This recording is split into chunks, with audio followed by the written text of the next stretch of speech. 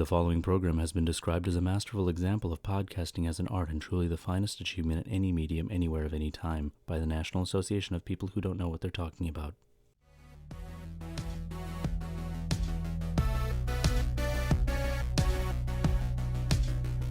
You are listening to Coast to Coast Film Reviews with Raj and David. Let's talk movies.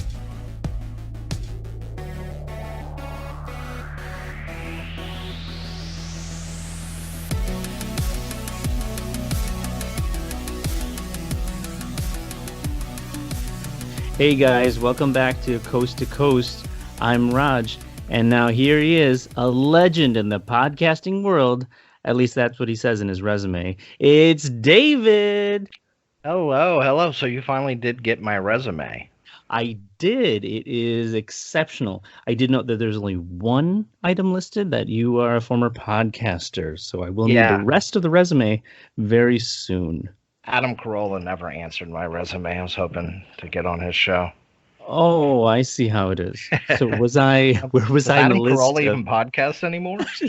I'm sure they do. What the hell else are they going to do with their lives? Adam Carolla. Your boy Joe. Wait, you didn't apply to the Joe Rogan show to be? Well, I've referenced Joe Rogan before, so I had to think of the second most popular podcaster I knew, and that'd be Adam Carolla. Am I just a stepping stone in your podcasting career path? Oh yeah, I'm planning a murder right now, so I can make a serial season. These are recorded episodes, and if needed, Coast to Coast Film Reviews will be getting a lawyer. All right, what do we have today? Today we are doing our top 10. I'm not going to do this whole my top 5, your top 5 thing, because it's getting a long-winded with that. So we are doing our top 10 action movies, which sometimes ends up being top 8 or top 7, top 9, just depends on what we list. When I was creating the title for which one was it? The which one did we end up matching on with the one? Oh, our birth year. The Korean films? Oh, not birth year. Yeah. Oh, right. The Korean films.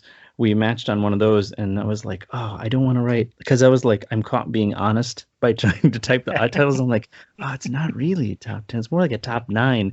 But I think it was even top 8, because we both listed I Saw the Devil. So that was the one I thought. What was the right, Old Boy. Oh, right, both of those. Jesus. Oh, my bad. And I have to go change that list now. Oh, already? We have to redo that whole episode? Yeah, we have to redo that whole list. So that we'll talk about that later. We'll have to redo that whole damn list. Great. But yeah, so I was feeling too honest. I was like, oh, but I can't do top 8 or top 9. Like that's not a cool number. So I just went ahead and just did top 10, and I'm not looking back. I'm not editing that again. So we are doing our top 10 action movies this time. Do you have them ranked? Yeah, it's kind of hard to rank, but I guess they're ranked. I mean, it's 5, okay? Nobody's gonna, put you on the stake. It's art. My number 1 is usually easiest, but it's ranked. Close enough. Okay. My 5th and 1st are definitely ranked. The middle ones get a little confusing. Please start us off with your number 5. My number 5, and this will probably piss off a lot of people, I have it as 5, but it would be the John Wick series. Oh, and I still haven't seen the newest one. You have not seen the newest film? Or I didn't see it all the way through because I might have fallen asleep. But we won't talk about that. Go ahead. Tell us about why. We only need the first 30 minutes. Why'd you pick the John Wick for 5? Well, John Wick, and I'm just going to say the rest of my films are Asian. And John Wick is really an Asian-inspired film series. They're a lot like those John Woo 80s type, what they call them, gun fu, gun ballet. Yeah, ballet I think the first time I films. heard that is from you, actually. I know, I was like, oh, that sounds cool. Gun fu, bullet ballet. But it's, they're just so energetic. The choreography is great. Who cares about the plot? The plot, I mean, he's killing a bunch of people over a dog. That was a really cute dog, though. It was. I understand. Really Was a really cute dog. The third one, in any other year, might have been in my top 10 list. But the third one, the first half hour is just breathtaking. It's amazing. It drags a little bit after that for me. But the action sequences, they're just breathtaking. The choreography is amazing. And it's kind of funny. I was never a big Keanu Reeves fan, and I really can't say I am now. He's just always been just like a piece of wood. Watching him on film, it's like watching a piece of wood. But I love Keanu when he doesn't talk much, and he does that brilliantly in Wick. This I was gonna make a sexist statement, but yeah, we won't go there. That's something misogynistic about that. But yeah, no, I know what you're saying. He has a sort of face that's kind of like still image face. It's like this face that just, but when it's intentionally quiet, it's very deep. He's the polar opposite of Nick Cage. That's like Nick Cage is just so over the top, and Keanu is just so low key, no emotion. I mean, you kind of crapping on our boy Nick Cage. I like some of Nick Cage's movies. I do too. I love Raising Arizona. I love Mandy. I don't know if you saw that. That was one of my favorite films last year. We'll talk Mandy in one of these episodes. I do want to see that. I haven't finished it. Not because I fell asleep. For other reasons unrelated to sleep. Possibly because I fell asleep. Okay. Wicker Man is one of my... Yeah. It's so bad it's great films. When he's screaming at with the bees. That's the best. Doesn't he like actually like narrate something that's happened? One time he's like, "They're in my eyes" or something. I was like, no, don't say it. And of course, is Con Air going to be on your list? Because I know you love Nick. Oh no, that's Con Air with the most beautiful mullet a man's ever had. I love that movie. If we're gonna do one of those lists where it's like top, oh god, what is it called? Like a guilty pleasures. Guilty pleasure list. That's right. I was like, gonna be shameful pleasures. Like, wait, that doesn't sound right. Yeah, a guilty pleasure list. That would be a good one. Yeah, Con Air is gonna be on the list. Spoiler alert. Oh, well, one thing I want to add to my list, there is an honorable mention, and I have to mention... I have at least one honorable mention. So I have to mention Ricky O, which is one of my favorite action films ever. It's just so campy and so cheesy and so gory that it's just like the perfect friend to watch, the perfect movie to watch with a couple of friends having a couple beers. It's just such a great movie. But if it was a top 6, Ricky O would definitely be number 6. One of these late nights coming up this week, I am going to watch Ricky O, and I'm going to mention it at the top of the show next time because I saw a couple clips or something from it. And I was like, "Holy crap, that looks so funny!" See, and it'd be even more fun to watch it in California because there's certain things that are legal in California that can make movies like that more enjoyable. Well, yeah. Well, there you go. There's some references that we can make on this. Good luck getting into iTunes. I'm not sure. Does that make the show explicit? I always wanted to know that. Like, so what if I bleep the F words? Is it still explicit because it's still an implied swear word? But iTunes has like, you can watch John Wick, but you can't say the F word? No, you can, but you have to mark it as explicit. But I was just wondering, because like, if I don't have to mark it explicit, like, do I still have to mark it explicit if I bleep the F words or like put a beep or something? Explicit is such a subjective term. I don't think it is for iTunes. I think they have a pretty straight definition for that. I just didn't look up the guidelines. But I think I told you I did submit to iTunes, so waiting on that. They said anywhere from 2 days to a week, most people hear something. And we'll be rich soon. Also, we have to talk about that because I'm not sure we're going to be rich. The second thing, I also submitted. I have my sights too high. I mean, rich is a state of mind. Also, Google Play. I submitted there just today. I figured out.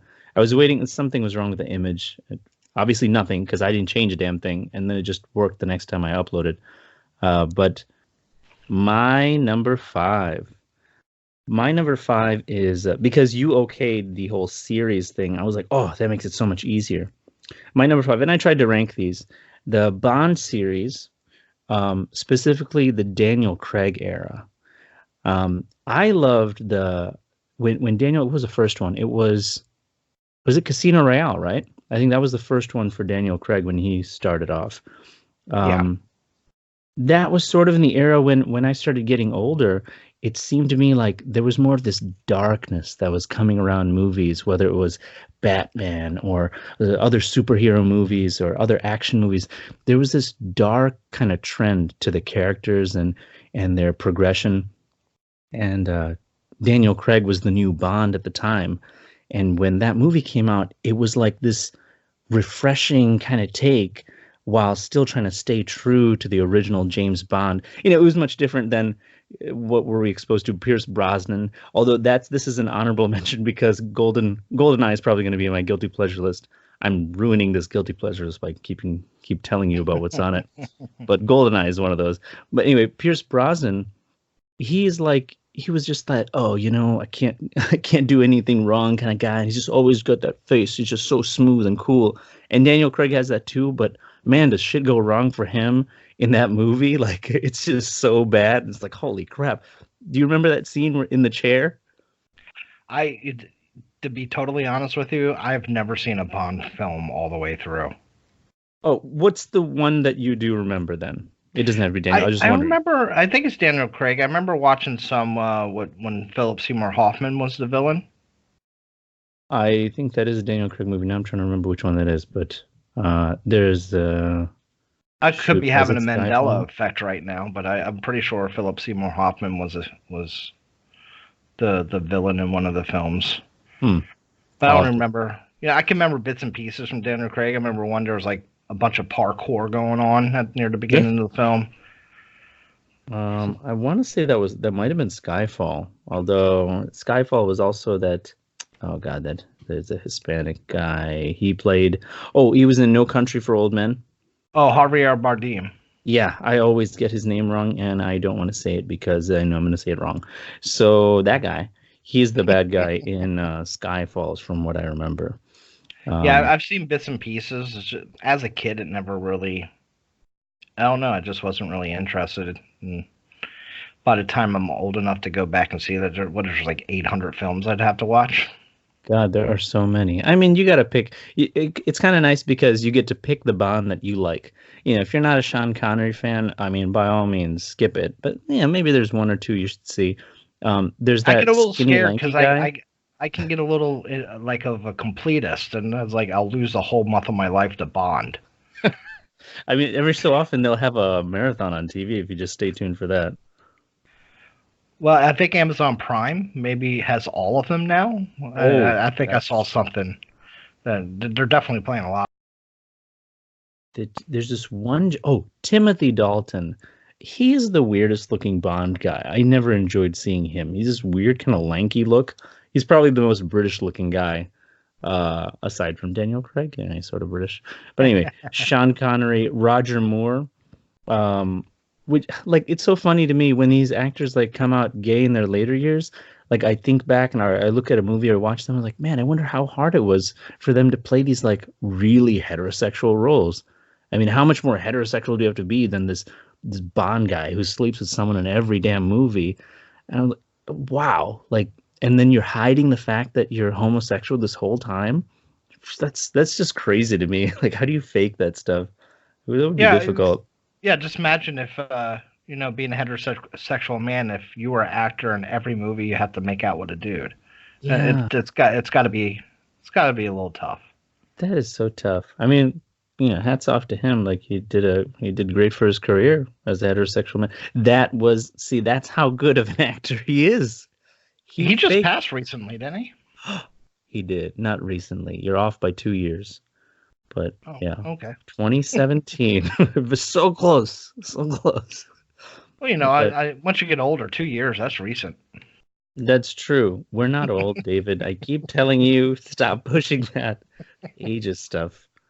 So, anyway, Bond. Yeah, the Bond series, specifically David Craig era, I enjoyed a lot. and the subsequent movies, like the way they actually, I feel like they really focused on the Bond's growth and who his character more so than how's Bond gonna save the world now? Like, who's the newest villain? What's the latest plan?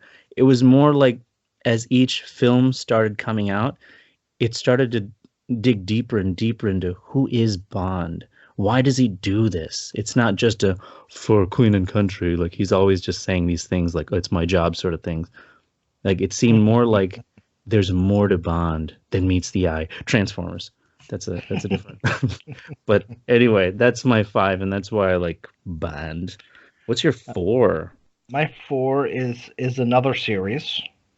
It's a trilogy, but we can just pretend the third one didn't exist. I will not. Ong Bak. Oh yeah. I think Tony Jaa is probably the second greatest film martial artist to ever live. Mm-hmm. The stunts that he does is just amazing. I think we talked about it before. I don't know if we talked about this on the show or not, but I think it's in The Protector. There's some not deleted scenes. There's some special features on the Blu-ray where it shows some of his demos, and he actually 2 guys standing on each other's shoulders, holding up a plate, and Tony Jaa just like kicks it out of their hands, like takes 2-3 leading steps, not even like a running start. Just physically, the guy is so amazing, and the fight scenes in Ong Bak, they're so realistic. It looks like he's really kicking these guys' ass.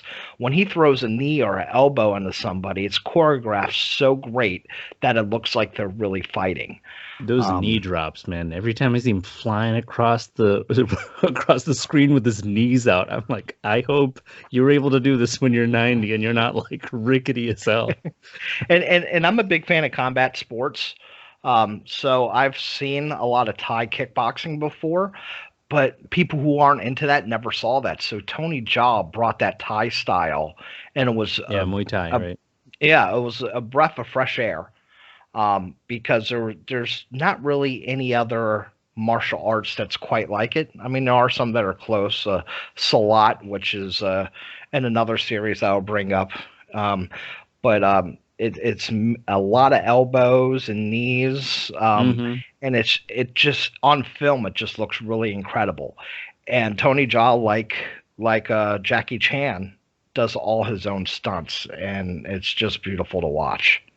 Oh yeah, I mean the action is if you're going from I love Jackie Chan, but I couldn't think of a single. Oh, that's one of my mentions anyway. But I love Jackie Chan and his style. It is more of a comedy and like a kung fu, like that drunken style. The way he's like Drunken Master is amazing. Yeah, like the way he kind of haphazardly goes through a fight and like uses objects around him. Like it's really funny and fun to watch. Like how he gets out of these situations. But I was gonna say like Ong Bak is so. If you're going from that to Ong Bak, it's so crazy fast, so deliberate. Just these impacts are just like in your face, and you don't even have a chance to just go, whoa, like you're just constantly doing that. If you don't close your mouth, you're doing that the whole time while he's fighting. He's just so in your face, and just these moves are so hard hitting and fast. Yeah, it's just you not like other movies. You almost watch it like you were watching a prize fight, like you rewind it to get an instant replay. Like it's a film. When first time I saw it, I caught myself rewinding, like, oh my God, did he just do that? And going back a little bit and just watching these moves that he's doing. I mean, lighting his legs on fire and kicking people. Yeah, in the first one, right? Yeah, I was like, whoa, what's going on now? But sometimes they would do the replay, the instant replays. Yeah, they slow it. Yeah, dude. It reminds me of like the 90s movies with like Van Damme or something, where the slow-mo starts coming for that final. Yeah, but it's not only just the fighting, because he has that on-foot chase scene where they're running through the market and he's doing these flips. He's turning his body sideways to get through these tight spaces, jumping fences. It's just amazing to watch. Are there outtakes for that movie where he doesn't make it through the cart or over the kids and the kids get clocked over the head? Yeah, there's some great behind the scenes footage and outtakes. I'm not sure. I've seen that movie more than a couple times, and I keep waiting through the credits. I think I might have to look separately for the outtakes. It's funny. Yeah, you took my number 4, so... Oh, you were going to say Ong Bak as well? I was. The Ong Bak series. I think I've only seen 1 and 2 all the way through. I still want to see 3. Part 3, it's like they tried to make this big epic, and I think they just they failed. Because it's like 1 and then 2 is a prequel, right? It's all over the fucking place. I'm trying to understand if it's even the same universe all these films are in. I mean, because part 2 and 3 are both like in Middle Ages. I don't know where the fuck they're going to. It's definitely, time before the present. Yeah. And he's like the same age, it could be or is he 1960 younger? in Thailand for all I know. Yeah. These are third world jokes. Thailand, I kid Thailand. Yeah, we're never gonna get popular there. Thanks to you. So your number 4 would be Ong Bak as well. My number 4 is Ong Bak. You done effed it up. You effed up, man. This is going to be less than a top. This is going to be like a top 8 list. Jesus Christ. I refuse to type it. I'm going to just add 7 honorable mentions on this list. And I'll give an honorable mention for another Thai film. Me and you spoke about this before. People Go See Chocolate. Oh, I haven't seen that. That's on my list. Chocolate is from the same producers of Ong Bak, more Muay Thai. This one is starring a woman, and she is tiny. I mean, God, this woman's got to be like 5 foot, 90, 100 pounds, and she's just the baddest woman I've ever seen. Just so badass. So if you like Ong Bak, check out Chocolate. And these are movies that I'm still currently working on for that Asian movie clip that we started talking about, all Asian action movies. Like I'm like in minute 8 of 10 minutes, and I just keep like, oh yeah, I should do this to it. I should add this, and I wanted to like add little video clips and stuff, because that brings me to my number 3, because we both had the 4. So you want to do your number 3 since I did your number 4? Well, my number 4. Okay, we can talk about my number 4. My number 4 is the Ong Bak series. So unless you want to, we'll just reverse. We'll just reverse it. You go to your 3, and I'll go to my 3. We'll be fine. Okay, fine. Because I'm sure actually we might have another similar one right now. My number 3 is The Night Comes for Us. I was debating that one. That's an awesome movie. I didn't put that on my list, but that is an awesome movie. Oh, okay. Yeah, so that one, it was kind of tough. I didn't know where to put it, but that one I saw recently. I couldn't get that scene out of my mind. Once we started talking about it that day, the end scene, holy cow, like I just remember being on the edge of my seat. I was like, I don't know what the hell is going to happen. Like, it's so intense, so brutal. Just like, I don't know, how did they run out of fake blood on the set? Like, so much fake blood everywhere. And just that movie, it's so good. It's such a good movie. If you love action movies and you're finally getting into, wow, wait, it's a Thai movie, right? No, it's Indonesian. Indonesian. Sorry, yeah, that's when we started talking about it, the last one.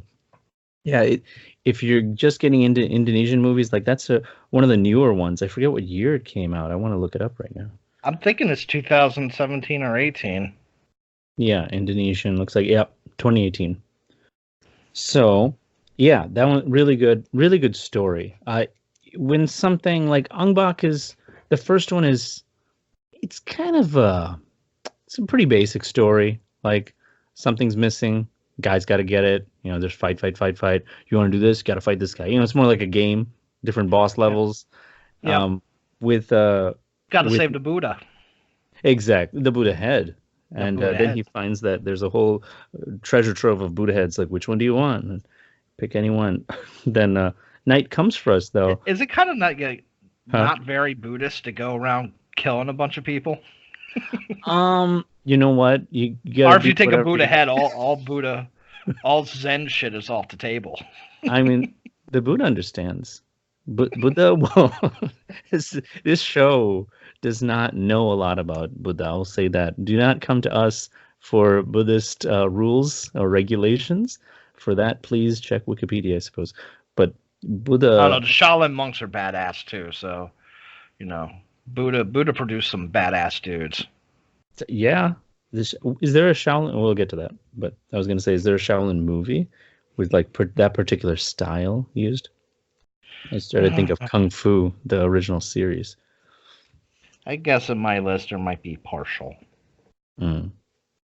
Where was that? I could go on. I could have easily made a top 10 list really easily, and half of them would be like Shaw Brother films and Shaolin Temple type stuff.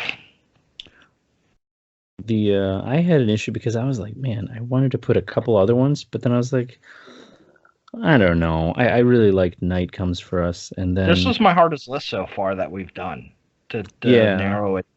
Yeah, I was like, maybe we should do a top 10 each, but that's fine. I don't care. And even saying that these are ranked is kind of, I feel bad still. But yeah, Night Comes for Us, very good. Must watch if you love this action kind of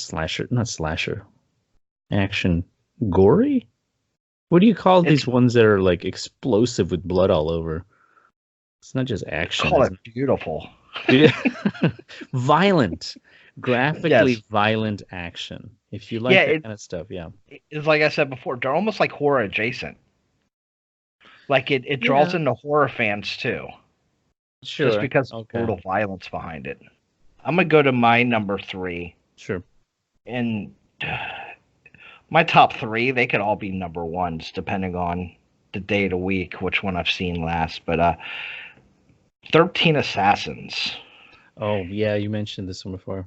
I love this movie so much. It's a Takashi Miike film, and I love Takashi Miike. It is about it's a samurai film, and basically it's 13 samurais going against a whole clan. But it's a very slow burn film. It's the first hour almost is putting the plot into effect and the gathering of the 13 assassins and their planning.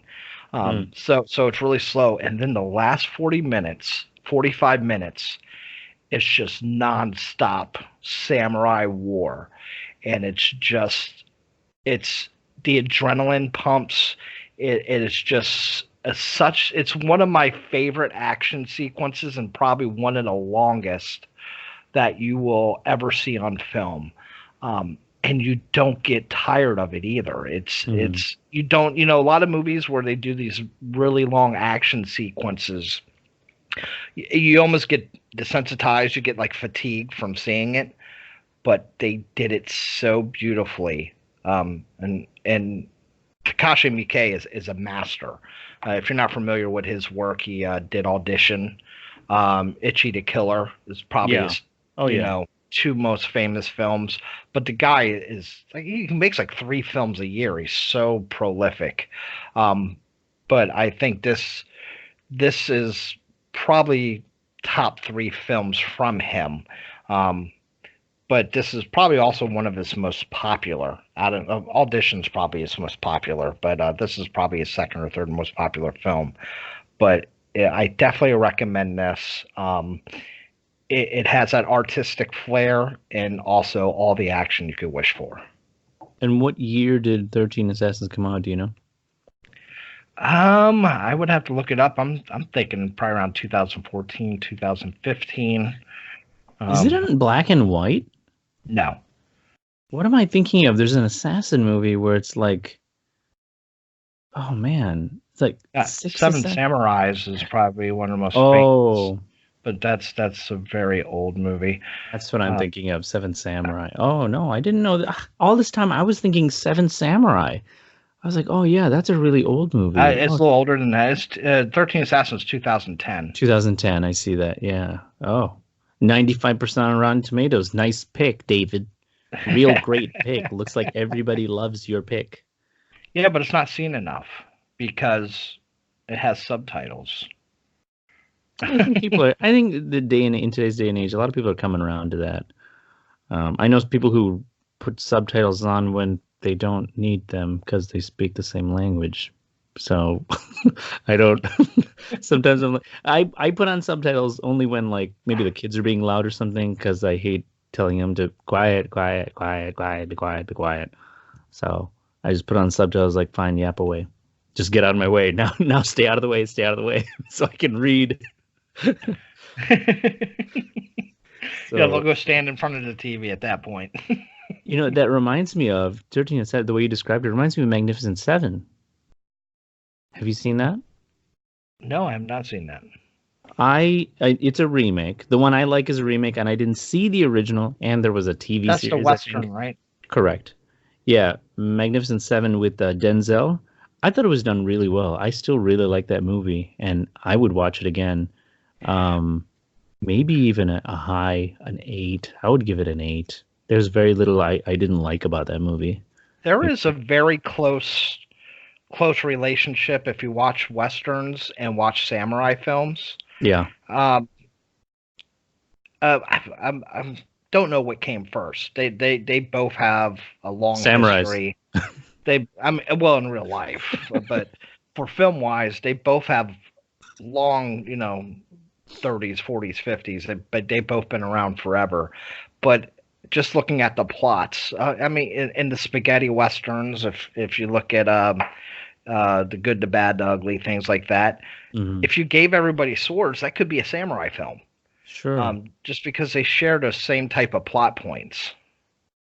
Well, I feel like Tarantino pretty much did that, right? Isn't that? I feel like that's what he ended up doing. Like Kill Bill is almost like a Western, the way he has Western the sword samurai fight. film. Yeah.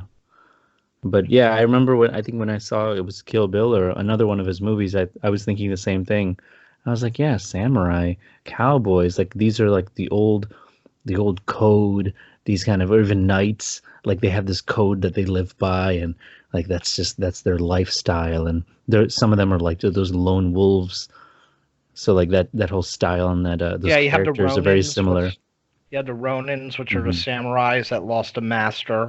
Just like you have the lone gunman who's going from town to town to, battle the local toughies.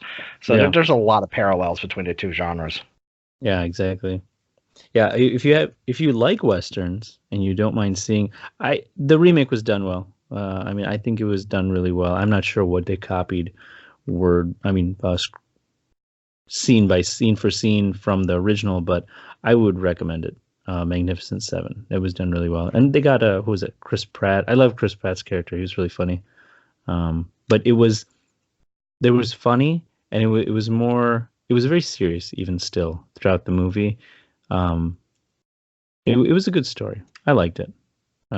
Pretty simple, and they really played it off to where it kept going. The pace was at a good pace, and I liked it. Yeah, I really liked Magnificent 7. I think I saw it twice in theaters. There's very few movies I've seen twice in theaters.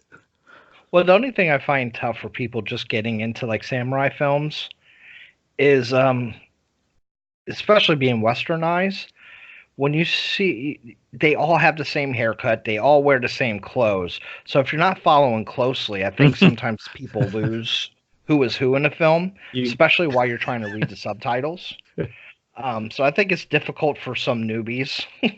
So it's not racist to that point to say like I can't tell these guys apart. No, I just think because you're reading, everybody's dressed the same. If you did an English period piece where everybody had dark hair and wearing the same clothes, I think you can have that same issue. But since everybody's wearing the same exact thing, it makes it a little more difficult. I was thinking when you were talking about 13 Assassins, I was like, I was thinking back to when I first started watching Asian movies. And I'm Indian, so I guess I'm in Asia too, so I'm not talking about Indian movies, but I grew up around Indian people and white people the most, so I can tell them apart pretty well, I suppose. But when it came to these other like Chinese movies and Indonesian movies, I was like, holy cow, like, wait, is that the same guy from the other? Like, I was asking you in the other podcast, I was like, I think it's the same guy in that Korean movie. But like, once you start watching more and more of that culture, then like your brain just starts to be able to differentiate, like, oh no, that's not that guy. Oh, it's that guy. Then you can start seeing the differences. Like, I didn't realize that I ever had that ability to not be able to tell certain people apart, because you always hear that stereotype like, oh, they all look the same, in sort of a racist way. Yeah. But it's true. Like if you're just No. not exposed to the people, then it's hard to tell them apart, and it sounds insulting or sounds mean, but I get Well, it now. and I'm only saying that because I've heard people say it before, and I don't think I've ever heard it like said in a derogatory way. Just like people asking, is that like the same guy? I'm kind of lost right here. And I grew up watching a lot of kung fu movies, so I guess maybe I'm a little more inclined to, Yeah, see? Yeah. because I'm a little more exposed to what they're trying to do and the culture. But Americans kind of get stuck in their own thing sometimes. Oh yeah, of course, Hollywood's huge. Yeah. And then think about all the kind of cultural appropriations or all the stereotypes. How long ago we had quote unquote Chinese characters that were actually just yellow face in movies yeah. for such a long time. Like that's who we thought were Chinese. Like, oh, that's what they all look like. These slant-eyed and skinny, and they wear the hats, the little pagoda looking hats things, and like, man, it's so terrible. And I was going to mention this, but it's pertinent to this conversation. Yeah. But Bruce Lee, I watched Bruce Lee. I was watching some stuff, just some scenes, and I was just thinking, imagine being that Americanized Asian kid, and the first time you saw Bruce Lee. Just imagine how pumped you were, because being a white guy, I grew up my whole life seeing these big, strong, white characters. So you would take it for granted if you don't get analytical about it. But I was just imagine you're an Asian American and you're a kid in the 70s and you see Bruce Lee. That had to be like, that had to shake up your whole world. Right. Yeah. Like how amazing this fucking guy is, and he's making us look so strong, and people just love him. I mean, people loved Bruce Lee. So that just came to my mind. It's like that had to have been really incredible if you were an Asian kid. And he's on screen beating up all these white American icons like Chuck Norris and who else? Kareem Abdul-Jabbar. How many other people do? Not that he's known for his extreme fighting or anything, but he's a tall, lanky fellow. It's just 7 foot tall, and Bruce Lee's like 5'5". It was Game of Death, I think. Yeah, Game of Death. Yeah. We should do a Bruce Lee one too. I keep thinking of all these list ideas, and then I don't know where I'm going to get to. Like, yeah, what do we do next week? I'm like, I don't know. When you ask me, it's like, I don't know. Action, sure. All right. What do you get next? Is it me? Yeah, you're number 2. My number 2. Oh, well, this is going to be stolen from you. I planned it out. So for you to start it and for me to steal this time, it's the Raid series. So you blew my... I might have to change my number 1. I just pretend it's not ranked. I'll just edit it out. Every time I say ranked, I'll just bleep it out. Okay, so the Raid series, which is only my number 2, it's on my list only. It's pretty amazing, man. The first time, I had already seen Tony Jaa at this point, and I had seen Ong Bak 1 and 2. 3 is a distance away that I don't even remember. But the Raid, like, wow, it really felt even more mainstream than. Actually, you know what? I'd say The Protector from Tony Jaa was probably seemed slightly better kind of production quality than the Ong Bak series. And then I saw the Raid, and I was, oh, like, holy shit, like this seems even better. This seemed like even more like mainstream, the way they did the camera shots and the angles. I was like, holy shit, that's awesome. And I was excited. It is directed by a British dude. Oh, there you go. So you brought kind of a Western approach into a Southeast Asian film. I felt that. It really felt different. And the story was a little bit more modern too, with the guns and the police and like more of like government approach to it. Whereas like all the Ong Bak ones it was much more of like a what's the word? Like there was a village backdrop and stuff like that. It was much more like a spiritual kind of thing setting.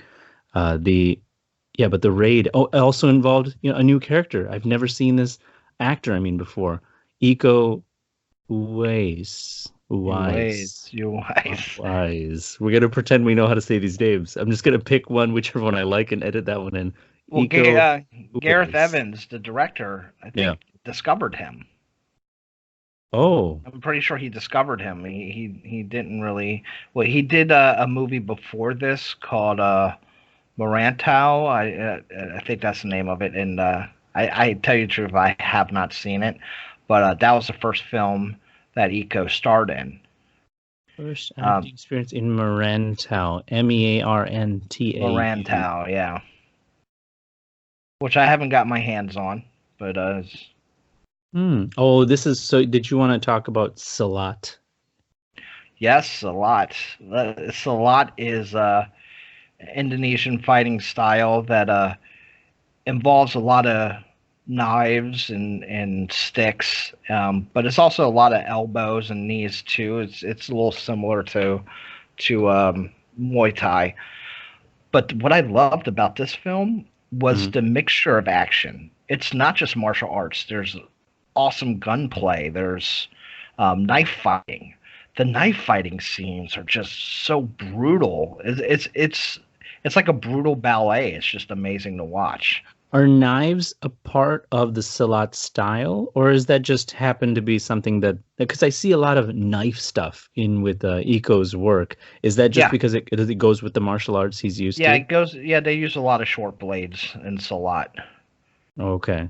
Like the only thing I looked it up one time, and I guess I could now, but I'm not going to bother. I looked it up one time, and I was just like, it said like it's the most practical for like close combat self-defense, and the way he was like, that's the way it looks like whenever they do like a one-on-one in the movie. It always ends up being like inches from each other, and that's when they're like boom, boom, boom, boom, boom, boom. I'm like, holy cow! How do you even like move? They're so close, and so many quick, fast, like impact, hard movements. It's not like twisting and turning the arm. Like it's like you're hitting, you're punching. Like it's so close. It's Yeah, and crazy. it's a lot like Ong Bak when the hand to hand fighting. Hmm. It looks so real. It's choreographed so well that it looks like these guys are. I mean, they're obviously making some contact, but it looks like they're putting full force into it. I mean, that's must be how good they are. Because I'd like to think most of these guys are not going to the hospital after every scene, and that they're not. This isn't that real. I hope they're probably not padded either. When they're fighting and stuff, even the extras, like yeah, they're wearing clothes sometimes, but I don't think they're wearing a lot of padding. I think it's No, just really controlled. no, they got short knives or fighting with machetes. There's gunfights. Man. And it was like watching a video game. That the if you remember the old you might be a little too young, but there used to be this NES game called Kung Fu, where all it was you're going level to level in like a building, just kicking people's asses and I've trying to seen make the it to the top gameplay. to the boss. Yeah. And that's pretty much the plot of this. I mean, there's drugs involved, but it's a building that's overrun by drug lords, and Eco is part of an Indonesian SWAT team, for lack of a better term, who's trying to go in there and get the drug lords out, and they have to move floor to floor and just take everybody out. Yeah. Oh, now you're talking directly about my pick, The Raid. But Yes. oh no, go ahead. Yeah. No, I thought you And were what about talking part about. two? Part two just is so brilliant as well. Gosh, I got to rewatch part two, but I remember like some of the scenes. Like that's amazing. I just can't even like some of the scenes where he's just like plowing people straight through walls, and like obviously the walls are fake, but it's just really cool scenes. Like you don't realize what's breakable until he's breaking someone through it. It's just like what the like you don't know where the scene is going because it's just so intense. It's like the scenes in oh my gosh, I had Well, a I brain saw I fart. saw the raid in movie theaters because I just saw a trailer, and we've thought I don't like trailers, but I could not stop watching the trailer to this film because just the fight scenes they were showing. I'm like, the day this comes, I got to find out where the hell they're playing this, I and mean, I must have saw it too late. I never even heard about it in theaters. I'm not sure if any theater around me at the time was showing it when I was in Michigan. yeah, and then part two, the the guy with the baseball bats. And that was in the trailer for that. he's hitting people right off the head with it looks like he's beating people to death with a baseball bat. Oh, that on an honorable mention because we talked about eco waste. I'd say Headshot. That's a really good one too. It's not a crazy awesome story. Like it's a good story, but man, another one just for the action. Like that is great. Like so good. These fight scenes are so good. They, like you said, they just look so real. Well, I guess we have to go to my now number one. Yeah, you do. Wait, are we down to a top 7 now? My number one, and you can't do this list without this man, Bruce Lee, Enter the Dragon. Bruce Lee is my favorite film martial artist of all time. Okay. I love all his films. Big Boss is probably my second favorite. Enter the Dragon was like the huge breakthrough of him coming into America. I believe it was his first English language one. It introduced the world to Bolo. Bolo is one of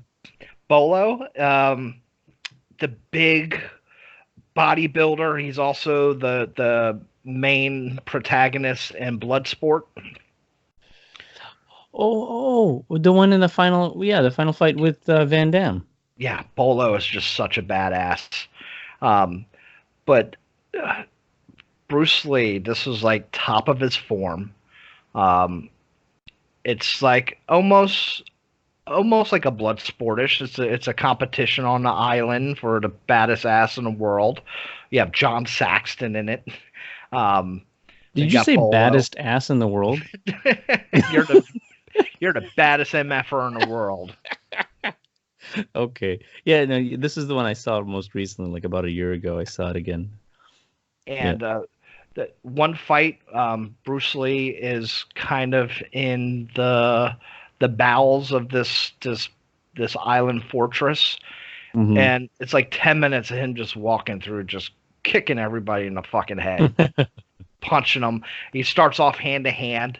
Then he gets a bow from somewhere, starts kicking everybody's ass with a bow. Then the bow breaks, so now he has 2 sticks. He's beating everybody's ass with 2 sticks. And then he gets the nunchucks, which is classic Bruce Lee. Yeah. Just hitting people in the head with nunchucks. It's just such an amazing movie. And I think it probably opened up a lot of Americans to Hong Kong films. And that's a credit to Bruce Lee. And people came after him like Jackie Chan, Jet Li, Tony Jaa. Yeah, sure. Iko. I'm sure they all owe him credit. Yeah. They all have to look up to this man because he opened up the world's eyes to that there's great action films outside of United States. Yeah, Jackie Chan started out as one of his extras who would get beat up, like a guy that was running at him. And he has a funny story. Anyone who likes Bruce Lee or Jackie Chan should look up this story. He's told it a number of times, and there's a couple different, like, where he's in an interview or whatever. But basically, he runs up to him, and Bruce Lee catches him in the jaw with the bow staff, I believe. He whacks him in the face, and it's a real hit. And he goes down, and the way he tells it is that Bruce Lee doesn't flinch because they're still doing the shot, and so Jackie just takes it like a pro stuntman, and he falls down. And as soon as the camera goes cut, he's like, Bruce Lee ran up to me and he was so apologetic. He's like, "Oh my God, are you okay? Are you okay?" So it was pretty crazy. Just like, obviously even Bruce Lee could make mistakes. And Jackie is just like, oh, he's like, I really soaked it up. I was like, oh, it kind of hurts. He's like, oh, but it's okay. It's okay. But he was just so like thrilled. He's like, oh my God, Bruce Lee cares about me and stuff. And he's like, Bruce Lee got to know his name. He's like, oh, what's your name? He's like, oh, your name's Jackie. And he's like, all right. And then he'd call out his name every now and then. He's like, hey, Jackie, how you doing and stuff. It's a real funny story. And I love Jackie Chan. Like he's such a good guy. Like the way he tells stories and stuff. He's just. From what I've read about him too, as if he's my best friend, he lives next door or something. I don't know shit about this guy, but from what I hear about in the media, he seems like a really good guy.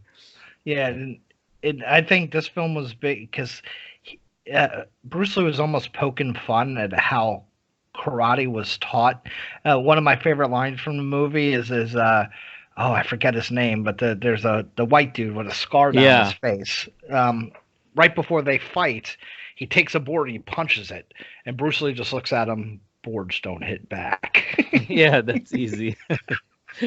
And then just beats the living crap out of this dude. That dude didn't even get a hit in. Bruce Lee just demolishes him. That was one of the fights on the island, right?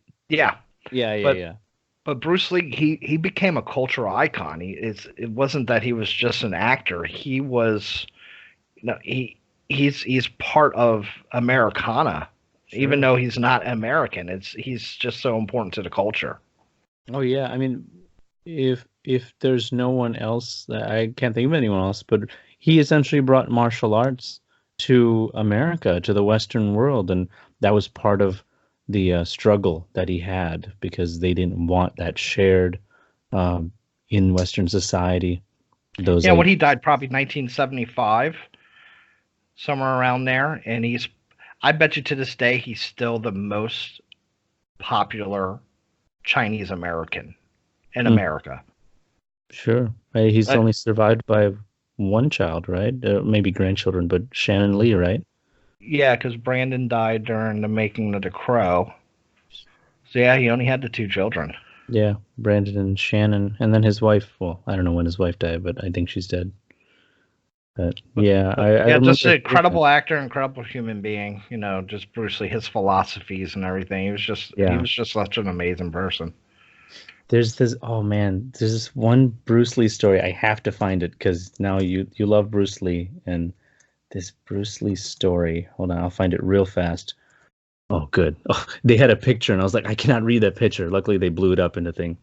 So this is from a close friend of Bruce during a training run told by John Little. He said, Bruce had me up to 3 miles a day, really at a good pace. We'd run 3 miles in 21 or 22 minutes, just under 8 minutes a mile. Note, when running on his own in 1968, Lee would get his time down to 6.5 minutes per mile. So this morning he said to me, we're going to go to 5. I said, Bruce, I can't go 5. I'm a hell of a lot older than you are, and I can't do 5. He said, when we get to 3, we'll shift gears, and it's only 2 more. You'll do it. And I said, okay, hell, I'll go for it. So we get to 3, we go into the 4th mile, and I'm okay for 3 or 4 minutes, and then I really begin to give out. I'm tired, my heart's pounding, I can't go anymore, so I say to him, Bruce, if I run anymore, and we're still running, if I run anymore, I'm liable to have a heart attack and die. He said, then die. It made me so mad that I went the full 5 miles. After I went to the shower, and then I wanted to talk to him about it, I said, why'd you say that? He said, because you might as well be dead. Seriously, if you always put limits on what you can do, physical or anything else, it'll spread over into the rest of your life. It'll spread into your work, into your morality, into your entire being. There are no limits. There are plateaus, but you must not stay there. You must go beyond them. If it kills you, it kills you. A man must constantly exceed his level. Oh, that's amazing, isn't it? When I read that, I was like, fuck. and he's just not a philosopher asshole who doesn't live, but he lived by that shit. It's just so good. I was like, wow, that's so true. If we all just had a Bruce Lee in our lives, how great people we would be. Well, we wouldn't appreciate him then, would we, David? If we just all had a Bruce Lee, then there's tons of Bruce Lees everywhere. But it's just so profound, because we always say that kind of shit. We're just like, oh God, I just forget. I'm gonna die. It's like, okay, then fucking die. If this is not what you want to do, then don't put yourself in it. Don't give 100%. Then just stop. When I played football, just gearing myself up, reading like just Bruce Lee quotes and things like that, it's so motivating. That you just hearing his words makes you feel better about yourself. Yeah. Oh yeah. Have you ever seen those black and white clips of him in the interview where he's talking about be water and stuff like that? Oh yeah. Oh, it's amazing. Those old clips. I was like, man, I wish there was so much more of him than we have. Like even that doesn't feel like enough. Just want to hear like so much philosophy. Just talk. I just want to hear. And we talk about Shaolin monks. He was like a Shaolin monk. I mean, obviously they're real Shaolin monks, but He was like the American version or the Asian American version of a Shaolin monk. Just what he taught and the clarity he tried to bring to people. He was an amazing guy. And now we have Chuck Norris. So, he's Yeah. stuck around. Good old Republican Chuck Norris. Oh crap! Is he? I have to Yeah. cut that out. That I can't. He hangs out with Ted Nugent Oh, gross. and Scott Baio. Is like the. Is he still walking around Texas as a ranger? Still doing that? I lost respect for him when Bruce broke his neck. Oh, good. When you knew he was breakable, that's when you're like, screw you, Charles. Well, the fight with Chuck Norris and Bruce Lee at the Coliseum. Yeah. The Roman Coliseum. That's such an iconic Bruce Lee moment too. So hairy. He's so hairy. Isn't there a scene where he rips his chest hair? I remember that. And he blows it out of his hand, right? Yeah. I remember that. I was like, and then I think he made like an American joke or something like that, if I remember. I haven't seen it in so long. Hairy Americans. Well, I'm going to make this into a clip, and I'm going to add that clip around here somewhere. Hairy Americans. And we're not all hairy. Well, he fought a hairy guy in Italy, you know? I mean, you got to kind of expect that to happen. Listen, that hair. The haircut, I meant. All right, that was your number one. That was my number one. Now you have to do your number one since you took my number one. I didn't take your number one. I took your number two. What am I gonna pick? You took my number. No, I didn't. You didn't. I got So this is one you're not gonna agree with. I hope. Con Air. Dang it! You gave it away. No, it is. Don't hate me for this. It's the Avengers series. You know what? I was going to make a joke earlier. This was going to be Marvel. No, so hear me out though, because So I if it know was the top 5, it would all be Marvel. If we couldn't use a franchise. It was the top 10. The top 5 would have been Marvel movies. Marvel Phase 2. My list is done. No, the Avengers series. So the reason is because as a kid, I mean, I grew up reading not necessarily comic books, but like reading about all these characters, and there were comics. About Iron Man. No one cared about Iron Man and Captain America. Yeah, you read the X. I watched X-Men, I guess, more than I read about them. But all these characters, and they came to life. Like Marvel really brought them to life, and it was like my childhood on the big screen. And they were done well, and I really enjoyed it. And then they did all this Avengers stuff, and I was like, holy crap! Like they're really planning this stuff out. And these movies became such a huge hit. They just kept on going. And honestly, I didn't really care for, like you said, Iron Man or Thor. I really liked Captain America, the stories and the character. I didn't think Chris Evans could do it. Like really, if anyone said, "Oh, Chris Evans is going to be Captain America," I'm like, "What?" From the Teeny Bopper movies, like all those was that Perfect? Was it Perfect Score? And like there was a couple other movies that were like those classic teen movies, and I was like, gross, Chris Evans. But he did the role, and I was like, I really love that Boy Scout character. Same thing with Superman. Like I love that character, and I thought he did it really well. The Avengers. If I had to pick one Avengers movie, I guess probably Civil War, or even a Captain America movie, Captain America, Winter Soldier, because it's specifically him and he's dealing with his past and whatnot. And Civil War, of course, because that like throws all of them in there, and it's just like everybody's in there. It's just a huge battle, and everyone's just been waiting for this moment. If you know the where the stories were going, what they were doing within the phase, and what they were planning. So it was more like a like a boyhood dream of mine to finally see that. And I think it's crazy because you get to live through it. Like I got to see it in my lifetime. I don't know how many other people whose childhood heroes or superheroes they'll get to see on the big screen, and it became a huge deal. It's not like Iron Man flopped, or like they just stopped halfway and they lost. They couldn't make money on it and it just died off. Like they actually did really well, and you got to see all these characters. So it was I don't want to say a dream come true, but it was certainly crazy and insane. I would have never saw this coming, especially with Logan. Logan's probably my favorite Marvel character, and But that was a Sony film, right? that was when it was originally produced Fox, maybe. Yeah. Because Sony owns Spider-Man still. Yeah, it's Fox. Yeah, I guess they own it now. My favorite superhero movie, though, I guess if I had to name one, would probably be Logan, because I love Hugh Jackman, and that character was just awesome. All my favorite superhero movies come from the DC universe. Who's your favorite DC character? We never had this conversation. Joker by far is the greatest superhero movie ever made. It's nothing even close. But then would come Christopher Nolan's Batmans. Okay. Then would come the original Batman, the Tim Burton's first two. Oh, Michael Keaton, those first two, directed by Tim Burton. Okay. Then the first two Supermans. So what did you? Because you say that you like these, but then you also shit all over this franchise, like the whole. Marvel. I think the Marvel universe sucks. Why? It's just nothing but a bunch of CGI, and it's just the character development. It's so bubblegum to me.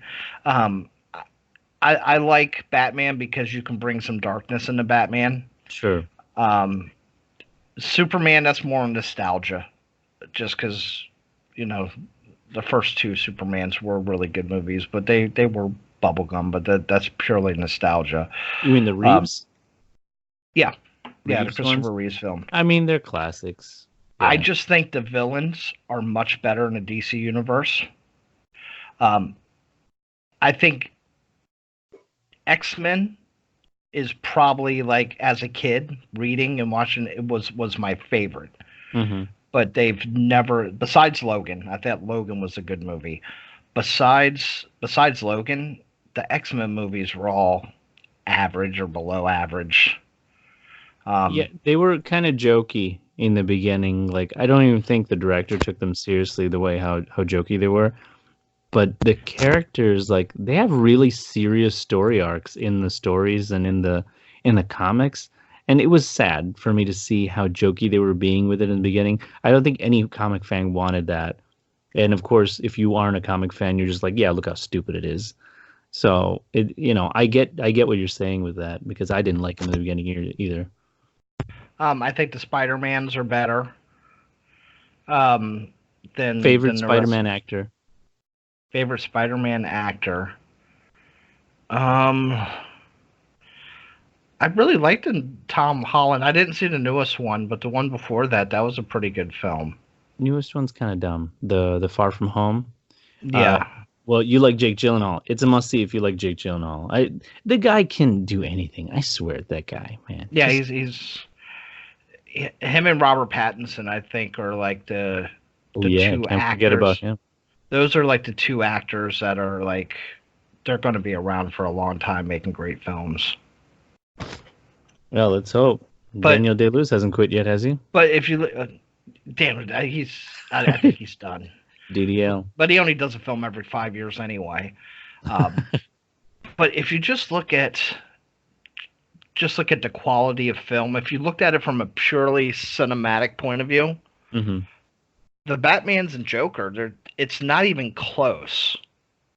Say you didn't like any of the characters, and you looked at it from a totally outside perspective, and you looked at the Avenger movies, and then you looked at the Batman movies, just as a cinema fan, there's no comparison how much better quality the Batmans and the Joker film are compared to the Marvel universe. If you had no dog in the game and in the race, and you didn't really care about any of the characters, Joker by far, Joker's on a whole different level. That's not even a superhero film. It's just they have a little source material. But Christopher Nolan's Batman's, they by far are superior films. I mean, I think Dark Knight was at the top of my list for many years after I saw that movie. I saw it twice. I think once I saw at they had a real IMAX theater, not just large screen, like with the sound, with the screen is actually like huge and it's like bent and shaped in such a way. It's weird. Yeah. But I saw it in that IMAX. Oh my gosh, just blew me away. And that performance, I still, Joaquin did his version and it's so real and modern, but Heath Ledger's version is still like that's amazing. I was just wowed by that performance. And the way I look at it, would I rather see the Joker and Raj Al Ghul or fucking Loki? Wait. wait, what? Say that again. You have Raj Al Ghul, Raj Al Ghul, yeah. And the Joker. Or would I rather watch a movie with Loki? In my opinion, a comic book film's only as good as the villain. And the villain is always the most integral part, and your strongest actor has to be the villain. And the Marvel Universe does not have that. I mean, when it comes to villains, I don't like when they're just stereotypical counterparts where, like, well, the cheesiest stuff is like, so Flash has these freezing type enemies because he's really fast and they use these ice machines to slow him down or some crap. Weatherman, I think, is one of them. I'm like, oh, come on. Like, get out of here. Like, these just the weird cheesy ones. I was like, oh, that's the biggest villain. That's your villain in this one. Like, I don't care.